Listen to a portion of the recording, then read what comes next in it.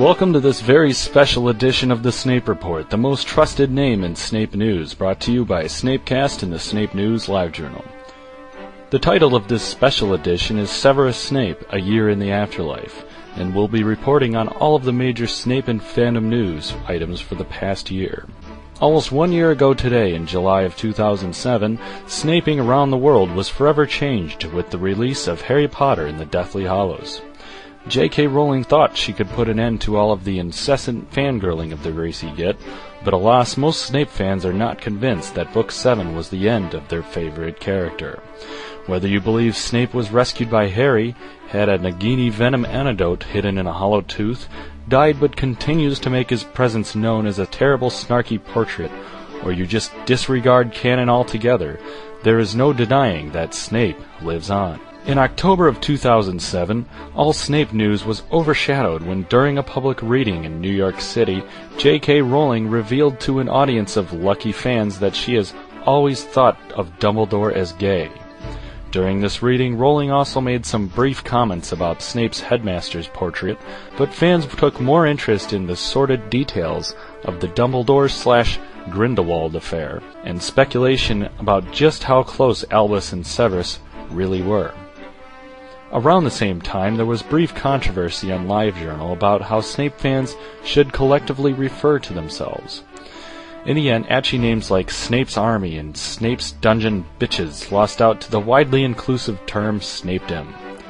Ironically, crazed 20 to 40-something drooling and depraved fangirls was never a suggestion. In November of 2007, Potter fans were treated to the release of the Order of the Phoenix DVD. Snape enthusiasts were hopeful that deleted scenes might include clips from the highly anticipated Snape's Worst Memory scene, but we were disappointed when instead of more Alec Hopkins we got riveting scenes such as Trelawney eating and Ron and Harry packing.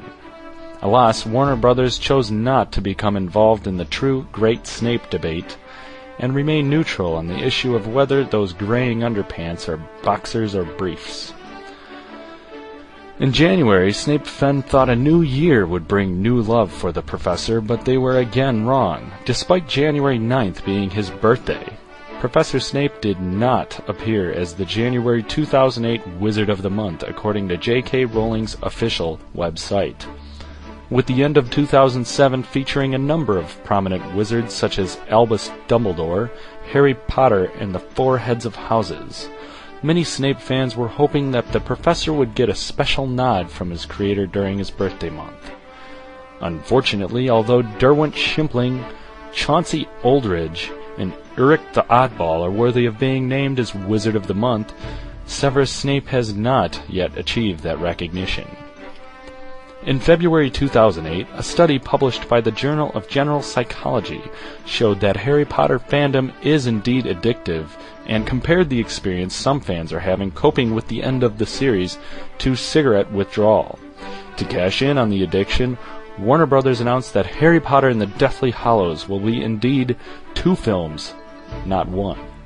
As long as Alan Rickman gets more screen time, Snape fans will not be complaining, because we need our fix. Between February and the summer months, not much has happened in the way of snaping. There has been a lot of hoopla in the fandom about a lawsuit involving J.K. Rowling and someone frequently referred to as a 50-year-old man with a mushroom haircut. But it didn't really involve Snape, so who cares? Thankfully, Snapefest came along, and 50 lucky Snape lunatics had a chance to spend an entire day obsessing about their favorite fictional character, and remember what fandom's really about: greasy hair, crooked teeth, and fabulous snark. Well, that's about it for this edition of the Snape Report. Back to you, Rachel.